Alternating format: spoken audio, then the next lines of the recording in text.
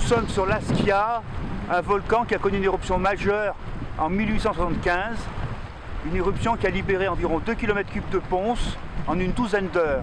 Donc une éruption explosive très importante, un PU égal à 5, qui ressemble un petit peu à celle du Vésuve de 79 après Jésus-Christ.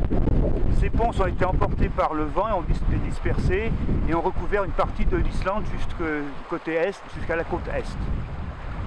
Suite à cette libération importante de magma, il y a eu une dépression en sous-sol et donc le volcan s'est effondré sur lui-même, a créé ce qu'on appelle une caldeira, c'est-à-dire un cratère d'effondrement de 4,5 km de long, qui est occupé par un lac, l'Okuvjat, que l'on voit derrière moi, qui est profond de 220 mètres, qui témoigne de l'importance de cette caldeira. C'est le deuxième lac le plus profond d'Islande. Cette éruption a continué, il y a eu un deuxième petit cratère qui s'est formé, le cratère Viti, qui est un cratère de mare rempli par un lac d'eau en partie avec des solutés, avec des éléments donc, qui donnent une couleur bleu-verte, bleu vert pâle. Et également, il y a eu des coulées. L'Askia a continué à avoir d'autres éruptions ensuite, moins importantes, en 1921 jusqu'en 1924. Les dernières éruptions datent de 1961 avec des coulées de lave.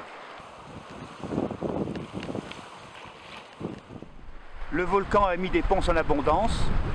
Près du volcan, près du cratère, sont retombées des bombes ponceuses qui font plus de 10 cm, parfois plusieurs dizaines de centimètres, très riches en trous, en vacuoles, de composition rhyolitique, donc riches en silice, 75% de silicium, on appelle ça des rhyolites.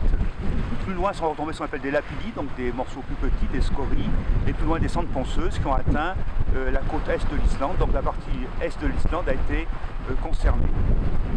Ce volcan a été souvent explosif.